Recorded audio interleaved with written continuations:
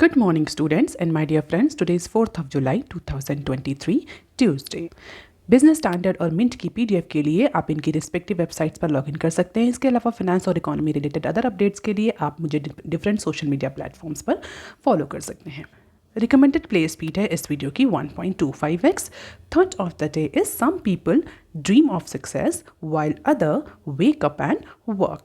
आज के Mint paper की अप्रॉक्सीमेटली 5 इंपॉर्टेंट न्यूज़ हेडलाइंस हैं जो कि मिंट ने अपने फ्रंट पेज में कवर करी हैं। बिजनेस स्टैंडर्ड की अप्रॉक्सीमेटली 15 इंपॉर्टेंट न्यूज़ हेडलाइंस हैं और आज के डिस्कशन में हम अप्रॉक्सीमेटली 13 न्यूज़ आर्टिकल्स कवर करेंगे। तो जल्दी से स्टार्ट करते हैं। आज का पहला आर्टिकल जो कि मिंट के पेज नंबर 1 पर दिया हुआ है, market momentums FPI propel Sensex पास 65K।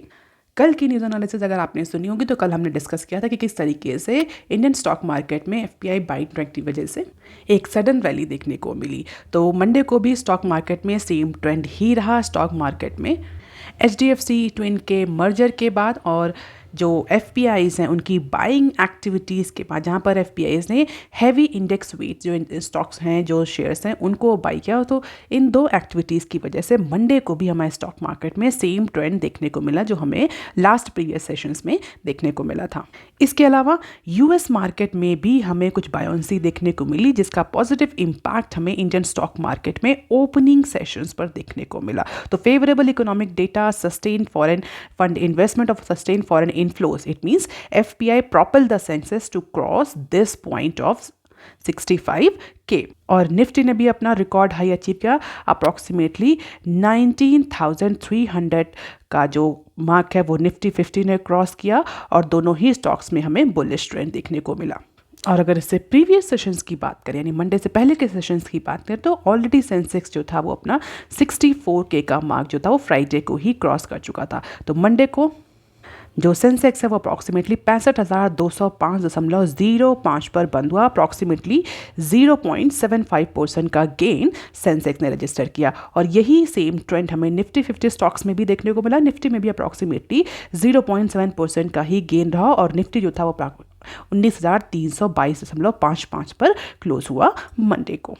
हालांकि जो इंट्राडे ट्रेडिंग थी वो हाई इससे भी ज़्यादा हाई रही निफ्टी के केस में। निफ्टी में जो हाईएस्ट पॉइंट पहुंचा बिटवीन डिफरेंट इंट्राडे ट्रेडिंग तो अप्रॉक्सीमेटली 19,345.10 का मार्क निफ्टी ने, हाईएस्ट मार्क निफ्टी ने इंट्राडे ट्रेडिंग सेशंस में अचीव किया। और जैसा कि हमने डिस्कस किया कि कई सारे फैक्टर्स थे जिसकी वजह से जितनी भी इमर्जिंग इकोनॉमीज़ हैं वहाँ पर स्टॉक मार्केट जो है वो अच्छा खासा गेन रजिस्टर कर रहा है। और जितने फैक्टर्स हमने डिस्कस किए उसके अलावा एक रीसेंट एक्सपेक्टेशंस देखने को मिल रही है। जो इन्वेस्टर्स हैं दे आर एंटिसिपेटिंग कि जो यूएस फेडरल रिजर्व है वो आगे आने वाले टाइम में जो अपना इन्फ्लेशन का बैटल है, जो इन्फ्लेशन के अगेंस्ट जो एक्शंस हैं उसको थोड़ा सा स्लो डाउन कर सकता है, जिसकी वजह से ये पॉजिटिव सेंटीमेंट हमें मार्केट में देखने को मिला। तो जो पॉजिटिव ग्लोबल डेटा आ रहा है उससे ये एंटिसिपेट किया जा रहा है कि जो रिसेशन का फियर था वो प्रॉबेबली थोड़ा सा ईज आउट हो रहा है, जिसकी वजह से जो इम्पॉर्टेंट डेवलप्ड कंट्रीज़ हैं उनके जो सेंट्रल बैंक्स हैं दे में opt for lesser policy tightening cycle or lesser policy tightening measures, and because of these expectations the US market has also shown up the rally जिसका इम्पैक्ट हमें other emerging markets including India पर भी देखने को मिला। तो positive global और favourable global queues की वजह से, पॉजिटिव इकोनॉमिक डेटा की वजह से जो इन्वेस्टर सेंटीमेंट्स हैं, चाहे वो डोमेस्टिक इन्वेस्टर्स हों चाहे वो फॉरेन इन्वेस्टर्स हों, दोनों में ही हमें पॉजिटिव ट्रेंड विजिबल हुआ। So as per the economists, global market was supported by resilient economic data, avoiding the possibility of the recessionary conditions. So this is the Sensex performance since 27th of June 2019 to 3rd of July 2023. You can just have the glimpse of it. Finally, Sensex ने 0.75% का gain register करते हुए Monday को ये mark cross कर लिया है। अब देख लेते हैं article number 2 that is given on page number 1 of Mint paper, new laws to user in insurance reforms. अगर आप रेगुलरली न्यूज़ चैनल फॉलो कर रहे हैं तो आपको पता होगा कि रिसेंटली गवर्नमेंट ने प्रपोज किया था कि एक कंपोजिट इंश्योरेंस लाइसेंस जो है वो इशू किया जाएगा।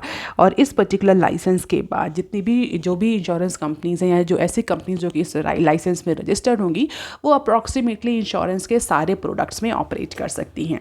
तो इसी तरह के और सारे प्रोविजंस और सारे रिफॉर्म्स को इम्प्लीमेंट करने के लिए जो सेंट्रल गवर्नमेंट है वो इस मानसून सेशन में एक बिल लाने जा रही है, जहां पर उस पर्टिकुलर बिल का पर्पस ये होगा कि कई सारे रिफॉर्म्स या बोल सकते हैं सो कॉम्प्रिहेंसिव रिफॉर्म्स इंश्योरेंस सेक्टर में इम्प्लीमेंट किया जाए, जहां पर कंपोजिट इंश्योरेंस लाइसेंस की भी बात कही गई है, relax entry barriers for the companies, simplified investment rule in the insurance sectors, and other relaxation will be provided to the insurance companies or the potential companies, those who want to enter into insurance sector but because of the many barriers they are not able to।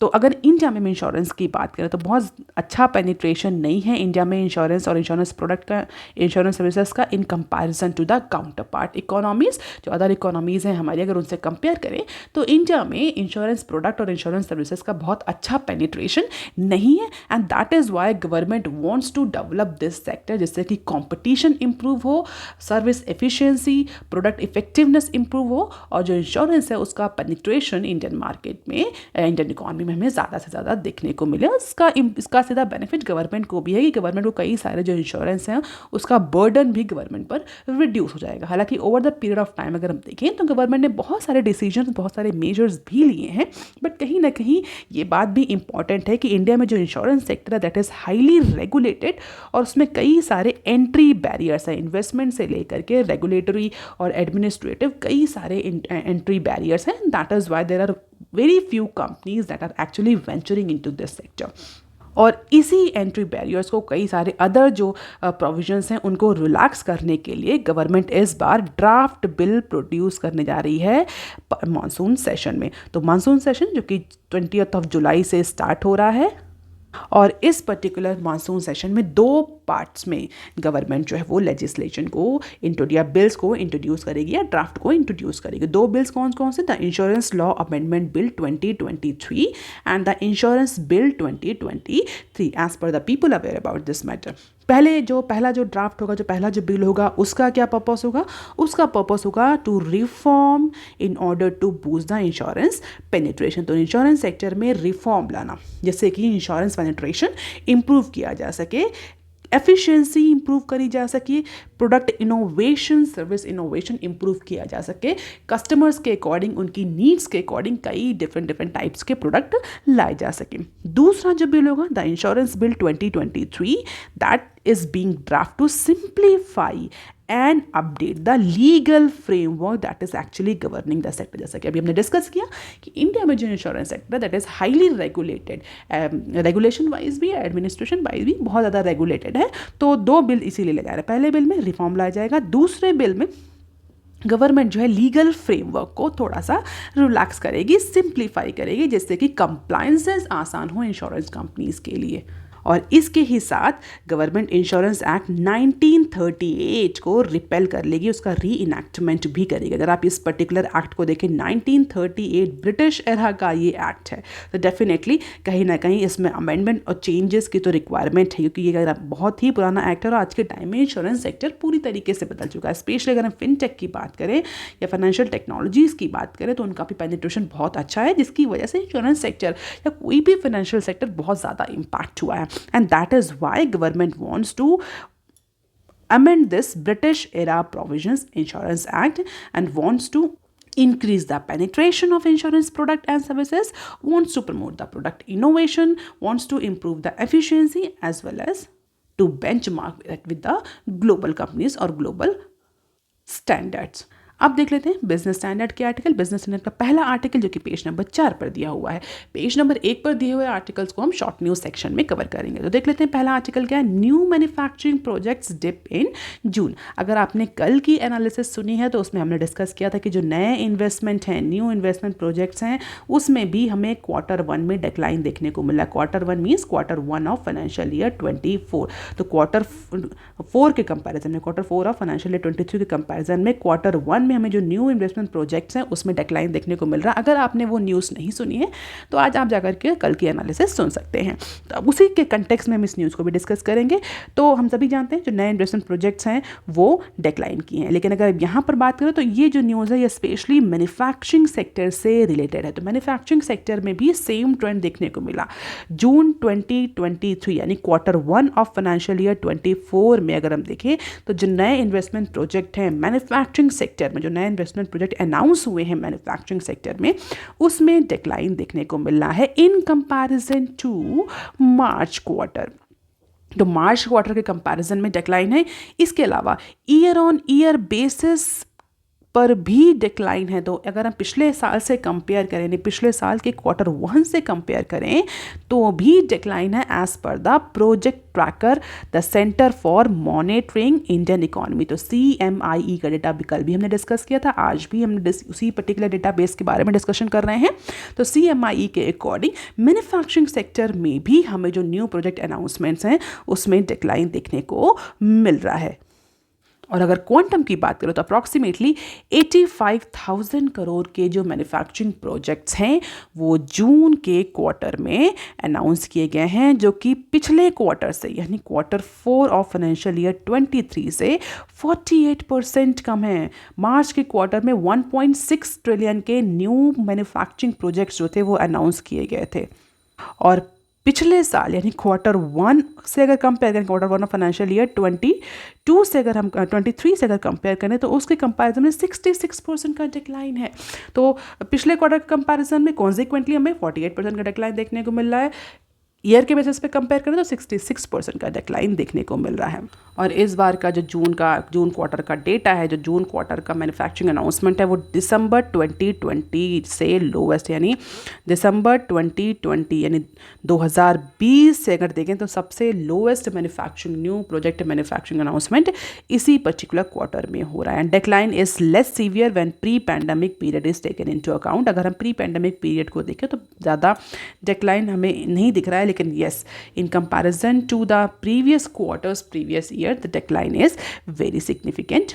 और इसका reason इसका यही है कि जो private sector है वो फिलहाल के लिए अभी उतना ओपन अप नहीं हो पाया है नए प्रोजेक्ट्स के लिए, जैसा एंटिसिपेट किया जा रहा था। कि इकोनॉमिस्ट जो थे वो एंटिसिपेट कर रहे थे कि प्रोबेबली पोस्ट पैंडेमिक के बाद जो प्राइवेट इन्वेस्टमेंट काफ़ी टाइम से हॉल्ट पड़ा था वो पिकअप करेगा, लेकिन फ़िलहाल के लिए ऐसा पिकअप उसमें हमें देखने को नहीं मिल रहा है। So this is the investment picture trailing 4 quarter manufacturing announcement जून 2009 से लेकर के जून 2023 तक का मैन्युफैक्चरिंग सेक्टर में जो नया प्रोजेक्ट अनाउंसमेंट है उसका डेटा है, उसका ग्राफ है। You can just have the glimpse of it. Value of new investment project in different sector, तो chemical, machinery, transport, metal and other sector में कितना अनाउंसमेंट हुआ। ईयर वाइज डेटा जून 22 से लेकर सितंबर 22, दिसंबर 22, प्रीवियस जितने भी क्वार्टर्स हैं उनका डेटा दिया हुआ है। पिछले फाइनेंशियल ईयर 23 के जितने क्वार्टर्स हैं और फाइनेंशियल ईयर 24 का जो Q1 है उसका डेटा दिया हुआ है। You can just have the glimpse of it. बहुत ज़्यादा इस डेटा को याद करने की ज़रूरत नहीं है। अब इसके ही साथ एक और न्यूज़ है, उसको भी हम ही डिस्कस कर लेते हैं। Manufacturing PMI software in June still at 6 month high. तो जैसा कि हमने डिस्कस किया कि नए जो प्रोजेक्ट अनाउंसमेंट है, न्यू प्रोजेक्ट अनाउंसमेंट है वो भी डिक्रीज़ हुई है। उसके साथ ही अगर मैन्युफैक्चरिंग एक्टिविटीज़ को देखें तो इंडिया की जो मैन्युफैक्चरिंग एक्टिविटीज़ है जून में वो एक्सपेंड हुई है at the second highest pace this year. Reason robust demand for the country's goods in domestic as well as in international market. तो प्राइवेट सर्वे S&P का ये डेटा है, IHS मार्केट का डेटा नहीं है, S&P ग्लोबल का डेटा है। और उसके अकॉर्डिंग जो मैन्युफैक्चरिंग PMI है, PMI stands for purchasing manager index for manufacturing, वो जून के महीने में 57.8 रही है। हालांकि मई के मंथ से अगर हम कंपैरिजन करें तो डिक्लाइन है इस बार की PMI में। जैसा कि हमने डिस्कस किया कि जो नए प्रोजेक्ट है उनमें डिक्लाइन हुआ है, तो मैन्युफैक्चरिंग PMI में भी डिक्लाइन हुआ है। हालांकि डिक्लाइन इतना सिग्निफिकेंट नहीं है। मई के मंथ में जो मैन्युफैक्चरिंग PMI थी वो 58.7 थी, जून में it is 57.8, although it is still higher, the second highest in this year. तो अभी भी एक्सपेंशन ही है मैन्युफैक्चरिंग एक्टिविटीज़ में। 50 से ऊपर का पॉइंट एक्सपेंशन इंडिकेट करता है, हम कई बार डिस्कस कर चुके हैं। 50 से नीचे का जो पॉइंट है वो कॉन्ट्रैक्शन उस पर्टिकुलर सेक्टर में इंडिकेट करता है PMI इंडेक्स पे। तो अभी भी 6 मंथ के highest point, second highest point पे हम कह सकते हैं manufacturing PMI in the month of June, लेकिन मई के कंपैरिजन में स्लाइट डिक्लाइन हमें देखने को मिल रहा है। अब देख लेते हैं article number 5 that is given on page number 4 of business standard, government call of strategic sale of Pawan Hans. तो सेंट्रल गवर्नमेंट ने पवन हंस का जो स्ट्रेटेजिक सेल ऑफर किया था, जो स्ट्रेटेजिक सेल का जो प्रपोजल था, जहाँ पवन हंस का कुछ स्टेक जो है, स्ट्रेटेजिक स्टेक जो है गवर्नमेंट सेल करने जा रही थी, फिलहाल के लिए उस प्रपोजल को सेंट्रल गवर्नमेंट ने स्क्रैप कर दिया है, जबकि इसके लिए स्टार 9 मोबिलिटी ने अच्छा खासा रिस्पॉन्स या अच्छी खासी बिड लगाई थी। अब क्वेश्चन ये उठता है क्यों गवर्नमेंट ने ऐसा किया। तो centre has scraped this propose strategic cell because of the adverse order by company court. तो अगर हम थोड़ा सा हिस्ट्री में जाएं तो गवर्नमेंट ने पवन हंस के लिए स्ट्रेटेजिक सेल जो थी डिसइन्वेस्टमेंट का प्लान प्रपोज किया था और उसके लिए बिडिंग करी थी। स्टार 9 एक कंसोर्शियम है जहाँ पर 3 कंपनीज थी। मेजॉरिटी ओनर वर्स केमन islands, Elms global opportunity fund AGOF। इस 3 कंपनी से कंसोर्शियम ने विनिंग बिड प्रपोज करी थी। अप्रॉक्सीमेटली 211.14 करोड़ की जो बिड थी वो लगाई थी स्टार 9 कंसोर्शियम ने, जिसमें 3 कंपनीज इन्वॉल्व थी 2021 में। तो पवन हंस का जो स्ट्रेटेजिक सेल था उसके लिए स्टार 9 कंसोर्शियम ने 211.14 करोड़ की बिडिंग लगाई थी। गवर्नमेंट के हिसाब से ये बिडिंग ठीक ठाक थी और प्रॉबेबली गवर्नमेंट जो थी वो रेडी भी हो जाती इस पर्टिकुलर ऑफर पर, लेकिन उसके इमीडिएटली बाद कोलकाता की एक बेंच थी NCLT की। NCLT stands for national company law tribunal. तो NCLT की बेंच ने AGOF के अगेंस्ट एक ऑर्डर पास किया। AGOF यही जो यहाँ पर इस कंसोर्शियम में एक इम्पॉर्टेंट कंपनी थी, उसके अगेंस्ट एक ऑर्डर पास किया जहां पर कोलकाता की बेंच ने बोला कि इंटेंशनली विलफुली AGOF ने एक अप्रूव्ड रेजोल्यूशन प्लान का, एक दूसरी कंपनी में भी इस पर्टिकुलर कंपनी ने अपना रेजोल्यूशन प्लान ऑफर किया था, अपना बिड ऑफर किया था। तो उसी पर्टिकुलर केस को लेकर के, ये केस पवन हंस से रिलेटेड नहीं है, वो अदर केस में इस पर्टिकुलर कंपनी के अगेंस्ट कोलकाता बेंच NCLT ने एक एडवर्स ऑफर जो है वर्डिक्ट वो पास किया, जहां पर कोर्ट ने ये बोला कि AGOF ने विलफुली अप्रूव्ड रेजोल्यूशन प्लान का कॉन्ट्रावेंशन किया है और उसकी वजह से जो कंपनी की जो परफॉर्मेंस बैंक गारंटी 30 करोड़ की जो बैंक गारंटी थी उसको फोरफीट कर लिया कोलकाता बेंच ने। और इसी पर्टिकुलर नोटिस के बाद, इसी पर्टिकुलर वर्डिक्ट के बाद गवर्नमेंट ने अप्रैल में एक नोटिस इशू किया AGOF को और उससे पूछा कि why it's winning bid should not be quest, क्योंकि अदर कंपनी में जो रेजोल्यूशन प्लान, अदर कंपनी में जो बिडिंग जीती थी इस पर्टिकुलर AGOF ने, उसको जब पूरा नहीं किया तो पवन हंस की बिडिंग को या पवन हंस का जो कॉन्ट्रैक्ट है या जो पवन हंस के लिए जो 211 करोड़ की जो बिडिंग लगाई है उसको कैसे पूरा करेंगे। तो क्यों ना ये ऑर्डर क्वैश कर दिया जाए। और उसी पर्टिकुलर कंटेक्स्ट में गवर्नमेंट ने फिलहाल के लिए जो स्ट्रेटेजिक सेल था पवन हंस का उसको स्क्रैप कर दिया है। तो ऐसा तीसरी बार हुआ है। 2017 में भी गवर्नमेंट ने पवन हंस के स्ट्रेटेजिक डिसइन्वेस्टमेंट की प्लानिंग करी थी, 2018 में भी करी थी, 2019 में करी थी। तो 3 बार ये ऑलरेडी सेल जो है वो फेल हो चुकी थी। ये चौथी बार गवर्नमेंट ने अच्छा खासा फाइनेंशियल बिड जो थी वो रिसीव करी थी, लेकिन फिलहाल के लिए NCLT का जो ऑर्डर आया उस कंपनी के, उसके बाद से गवर्नमेंट ने वो भी बिड कैंसिल कर दी। अगर पवन हंस से देखें, पवन हंस में गवर्नमेंट का कितना स्टेक है, 51% का गवर्नमेंट का स्टेक है और ONGC का 49% का स्टेक है। सो लेट अस सी अब 5वीं बार कब गवर्नमेंट जो है इस पर्टिकुलर PSU के लिए स्ट्रेटेजिक डिसइन्वेस्टमेंट प्लान करती है। अब देख लेते हैं article number 6 that is given on page number 6 of business Standard. FM meets with PSBs on July 6 to focus on performance review. तो बैंक से रिलेटेड 3 न्यूज़ हैं पेज नंबर 6 पर, तीनों को हम यहीं कवर करेंगे। देख लेते हैं न्यूज़ क्या है। पहली तो फाइनेंस मिनिस्टर जो है हमारी, वो उन्होंने एक मीटिंग कंडक्ट कराई है, मीटिंग कंडक्ट करने जा रही हैं जहां पर वो जितने भी पब्लिक सेक्टर बैंक्स हैं उनके चीफ के साथ, उनके जो टॉप एग्जीक्यूटिव्स हैं उनके साथ मीटिंग करेंगे। क्या पर्पस है उस मीटिंग का? सीधा पर्पस है उस मीटिंग का जो परफॉर्मेंस रिव्यू है, जो बैंक्स हैं पब्लिक सेक्टर बैंक्स हैं उनकी परफॉर्मेंस को रिव्यू किया जाए, specially on financial inclusion and other financial parameters. तो फाइनेंशियल इंक्लूजन को लेकर के गवर्नमेंट ने पब्लिक सेक्टर बैंक्स को कई सारे टारगेट्स दिए थे, कई सारे इनिशिएटिव्स लेने को बोले थे। तो इसी तरीके से और सारे भी फाइनेंशियल पैरामीटर्स हैं। तो उन सारे पैरामीटर्स पर फाइनेंस मिनिस्ट्री जो है वो पब्लिक सेक्टर बैंक्स की परफॉर्मेंस रिव्यू करना चाहती है और इसके लिए 6 जुलाई को मीटिंग शेड्यूल करी गई है।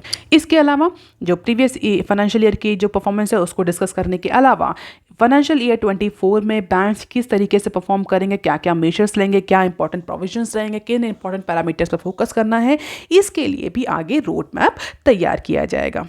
और अगर डिफरेंट अदर फाइनेंशियल पैरामीटर्स की बात करें तो जो इंडिविजुअल बैंक्स वाइज डिटेल मांगी गई, जहाँ पर non performing assets, capital adequacy ratio, net interest income, operating expenses, इस तरह के जितने भी फाइनेंशियल पैरामीटर्स हैं उनकी डिटेल रिपोर्ट चेक करी जाएगी पीएसबीज की इनटू दिस मीटिंग। हालांकि अगर आरबीआई की रिपोर्ट को देखें तो ऐसा मानना है कि बैंक्स जो हैं वो अपनी कैपिटल एडिक्वेसी रेशियो और एनपीए की स्ट्रॉन्ग परफॉर्मेंस में है, स्ट्रॉन्ग पैरामीटर्स पर हैं। लेकिन इसके अलावा फाइनेंशियल इंक्लूजन जो स्कीम्स सेंट्रल गवर्नमेंट ने लॉन्च करी थी, जो मेजर्स लिए थे, उस पर भी इनका रिव्यू किया जाएगा। सो लेट अस सी कि मीटिंग के आउटकम्स क्या आते हैं, फिर उसको हम डिटेल में डिस्कस करेंगे।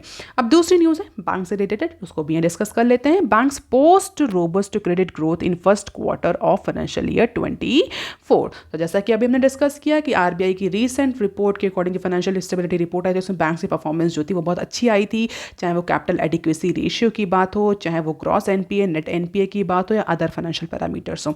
उसी के कंटेक्स्ट में हम ये न्यूज़ भी देख लेते हैं। तो क्वार्टर 1 यानी फाइनेंशियल ईयर 24 में जो क्रेडिट ग्रोथ रेट है वो रोबस्ट रही है, ऐसा बैंक्स ने अपने क्वार्टर 1 के रिजल्ट्स में कहा। तो reflecting strong movement in business, commercial banks and one public sector lender reported year on year growth in advance and this was higher than और around the banking sector trend in the first quarter ended in June 2023। तो जून 2023 में जो first quarter and हो रहा है financial year 24 का, उसमें कुछ बैंक्स ने अपनी एडवांस में अपनी परफॉर्मेंस जो है वो या कुछ डेटा जो है फाइनेंशियल डेटा पब्लिश किया, और उसके अकॉर्डिंग जो लोन और डिपॉजिट का मोबिलाइजेशन रहा है इस क्वार्टर में वो अच्छा रहा है। हम देख रहे थे बैंक ऑफ महाराष्ट्र के अलावा federal bank, south Indian bank और केवी बैंक और धनलक्ष्मी बैंक, इन सबने अपने अपने कुछ डेटा पब्लिश किया, और उसके अकॉर्डिंग बैंक जो है वो इंडिकेट कर रहे हैं कि रोबस्ट क्रेडिट ग्रोथ हमें देखने को मिल रही है इन quarter 1 of financial year 24।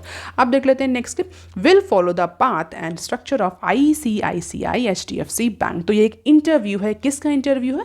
IDFC first bank के एमडी और सीईओ का इंटरव्यू है, जहां पर अभी रिसेंटली हमने देखा कि एचडीएफसी और एचडीएफसी बैंक जो है वो मर्ज हुआ है। उसी कंटेक्स्ट में इसको इंटरव्यू में डिस्कस करने की जरूरत है। इंटरव्यू को इंपॉर्टेंट जो न्यूज़ है वो ये है कि जिस तरह से रिसेंटली एचडीएफसी और एचडीएफसी बैंक का मर्जर हुआ है, 1 जुलाई से इफेक्टिव हो गया है, उसी तरह HDFC first bank is going IDFC first bank is going to merge with IDFC। तो HDFC के ही कंटेक्स्ट में IDFC first bank is also going to merge with IDFC। और अगर उनके एमडी और सीईओ का इंटरव्यू देखें तो उनके अकॉर्डिंग वो भी सेम स्ट्रक्चर ही फॉलो करेंगे जैसा कि other private bank specially ICICI और एचडीएफसी बैंक ने फॉलो किया है। तो जैसे कि एचडीएफसी बैंक ने मर्जर के बाद जो स्ट्रक्चर और जो पाथ फॉलो किया, वही पाथ जो है वो आईडीएफसी फर्स्ट बैंक और आईडीएफसी फॉलो करेगा आफ्टर द मर्जर। और अगर मर्जर शेयर स्वैप रेशियो की बात करें तो अप्रॉक्सीमेटली 155 वर्सेस 100 के स्वैप रेशियो से दोनों ही जो इंस्टीट्यूशंस हैं वो मर्ज हो रहे हैं। अब देख लेते हैं short news articles from Business Standard. Sensex goes past 65K as FPI keen tap running. ये न्यूज़ हम मिनट में कवर कर चुके हैं तो इसको रिपीट करने की ज़रूरत नहीं है। अब देख लेते हैं next clip. Jio brings ₹9994 4G phone to make India 2G मुक्त। तो जियो ने नया ऑफर लॉन्च किया है जहां पर कई सारे एरियाज़ में 4G इनेबल सर्विसेज और 4G इनेबल डिवाइसेस ऑफर करी हैं, और उस पर्टिकुलर प्लान को जो नाम दिया है जियो ने वो दैट इज़ 2G मुक्त इंडिया। तो after 6 years of its first unveil of 4G enable features phone, now Ambani-led Reliance Jio is going to announce a fresh play in the segment by launching the Jio Bharat V2 phone। Jio Bharat V2 phone जिसका price है 999 रुपये पर device का, और वो 4G enabled होगी। तो definitely low price segment में it is going to disrupt the telecommunication market again. और इसके ही साथ साथ एक नया ऑपरेटिंग सिस्टम भी जियो ने लॉन्च किया है, जियो भारत प्लेटफॉर्म। तो कुछ जो ब्रांड हैं जैसे कार्बन जैसे फ़ोन है, वो ब्रांड भी इस पर्टिकुलर ऑपरेटिंग सिस्टम को अडॉप्ट कर सकते हैं। फिलहाल के लिए ये जो नया ऑपरेटिंग सिस्टम है, ये जो V2 फ़ोन जियो लॉन्च कर रहा है, इसमें अवेलेबल होगा। अब देख लेते हैं next clip. IIHL to raise $1.5 billion to up IndusInd stake. तो Hinduja group form IndusInd international holding limited IIHL, जो कि एक इम्पॉर्टेंट प्रमोटर है इंडसइंड बैंक का, उसने अनाउंसमेंट करी है कि वो अप्रॉक्सीमेटली 1.5 बिलियन यानी 12,300 करोड़ का फंड जो है वो रेज करने वाला है in order to increase its stake from 15% to 26% into IndusInd Bank। तो एक तो IndusInd बैंक में अपना स्टेक इंक्रीज करेगा ये पर्टिकुलर IIHL ग्रुप। इसके अलावा जो अभी रीसेंट प्रपोज्ड एक्विजिशन है, किसका एक्विजिशन, रिलायंस कैपिटल का एक्विजिशन भी करने जा रहा है हिंदुजा ग्रुप। तो उसके लिए भी ये जो फंड है 12,300 करोड़ का ये यूटिलाइज होगा। तो एक स्ट्रेटेजिक डिसीजन का अनाउंसमेंट किया है अपने स्टेटमेंट में, जहाँ पर IndusInd बैंक में अपना जो स्टेक है वो 15 से 26% तक इंक्रीज करने के अलावा जो रिलायंस कैपिटल है उसके एक्विजिशन के लिए अप्रॉक्सीमेटली 1.5 बिलियन का फंड, डॉलर का फंड यानी 12,300 करोड़ का फंड जो है वो रेस करेगी कंपनी। अब देख लेते हैं next clip. Week rural labour market pushes jobless rate above 8% again. ये न्यूज़ भी CMIE के डेटा के बेसिस पर है, जहां CMIE ने रूरल एरियाज़ में जो और अर्बन एरियाज़ में जो जॉबलेसनेस है, जिसको हम बोलें अनएम्प्लॉयमेंट है, उसका डेटा पब्लिश किया है। और एज़ पर दिस डेटा जो रूरल सेक्टर है वहाँ पर जो अनएम्प्लॉयमेंट रेट है वो फिर से 8% से ऊपर हो गया है, जिसकी वजह से जो ऑल इंडिया रेशियो बन रहा है वो भी 8.45% का बन रहा है। रूरल में 8.73% का जो अनएम्प्लॉयमेंट है और अर्बन में 7.87% का, जिसकी वजह से जो ऑल इंडिया लेवल पे जो रेशियो बना दैट इज़ 8.48%। तो जो अनएम्प्लॉयमेंट रेशियो है वो तीसरी बार इस पर्टिकुलर ईयर में 8% के ऊपर का मार्क क्रॉस किया, और उसका reason because of the seasonal joblessness in rural area. So इस पर्टिकुलर सीजन में अगर हम रूरल एम्प्लॉयमेंट को देखें तो रूरल एरियाज़ में या गाँव में मोस्ट ऑफ द जो जॉब्स होती हैं वो सीजनल नेचर की होती हैं। जब एग्रीकल्चर क्रॉप होती है तो उसकी कटिंग के लिए, हार्वेस्टिंग के लिए जॉब मिल जाती है। इसके बाद जब सीज़न ख़त्म हो जाता है तो थोड़े टाइम के लिए वो जॉबलेसनेस रहती है। तो उस पर्टिकुलर डेटा के अकॉर्डिंग, क्योंकि रूरल एरिया में इस समय सीजनल जॉबलेसनेस देखने को मिल रही है, जिसकी वजह से रूरल सेगमेंट में जो जॉबलेसनेस है, जो अनएम्प्लॉयमेंट है, वो अनएम्प्लॉयमेंट रेट 8% से ऊपर हो गया, जिसका इम्पैक्ट हमें ऑल इंडिया जो एवरेज है उस पर भी देखने को मिला in the month of June. और इस पर्टिकुलर ईयर में अगर हम देखें जनवरी से लेकर के जून तक का डेटा, तो तीसरी बार ऐसा हुआ है कि जब अनएम्प्लॉयमेंट रेट 8% के ऊपर पहुँच गया है। हालांकि मई के मंथ में इट वॉज 7.68% और इस बार इंक्रीज होकर के 8.48% पहुंच गया है। रीज़न बिहाइंड रूरल एरियाज में जो सीजनल जॉबलेसनेस देखने को मिल रही है उसकी वजह से ये फिर से 8% का मार्क जो है वो क्रॉस हुआ है। अब देख लेते हैं next clip. Decreasing inbound shipment cost a shadow on IGST and cess on import. तो ये जून क्वार्टर में IGST और जो सेस लगता है इंपोर्ट पर, सेस मीन्स जो स्पेशल चार्ज लगता है इंपोर्ट पर, उसका डेटा है। और उसके अकॉर्डिंग जून के मंथ में जो IGST है और सेस ऑन इंपोर्ट है वो फॉल किया है ईयर ऑन ईयर बेसिस में, यानी पिछले साल के कंपैरिजन में इस पर्टिकुलर क्वार्टर यानी Q1 में IGST और सेस ऑन इंपोर्ट कलेक्शन जो है वो फॉल किया है। And this was in contrast to the robust overall collection in from GST in June. हालांकि GST का अगर कलेक्शन हम ओवरऑल जून मंथ में देखें तो अच्छा खासा GST कलेक्शन हो रहा है, लेकिन अगर ब्रेकअप देखें तो IGST और सेस में कलेक्शन में हमें फॉल देखने को मिल रहा है। द रीजन बिहाइंड क्यों ऐसा हो रहा है? Falling commodity prices and government policy to substitute import. सीधी सी बात है, गवर्नमेंट जो है वो इंपोर्ट पर डिपेंडेंसी कम कर रही है, जिसकी वजह से गवर्नमेंट इंपोर्ट कम करना चाह रही है। अगर इंपोर्ट कम होगा तो डेफिनेटली जो इंपोर्ट पर सेस लगता था वो भी, उसको भी कलेक्शन उसका भी कम होगा।